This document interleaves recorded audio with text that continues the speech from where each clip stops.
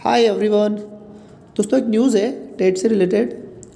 प्रभात वृत्त सेवा बोल के पेपर है, उसमें न्यूज़ आई है कि टोटल कितने कैंडिडेट ने अप्लाई किया है टेट के लिए।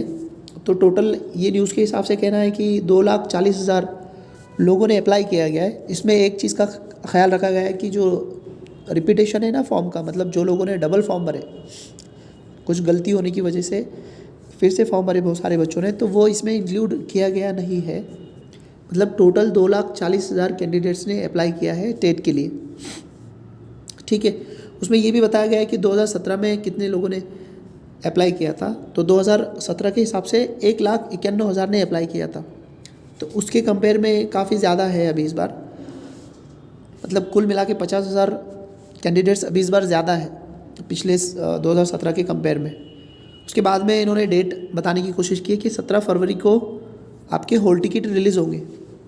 17 फरवरी को हॉल टिकट रिलीज़ होंगे और एग्ज़ाम आपके वही शेड्यूल पे होंगे जैसा डिक्लेयर किया गया है।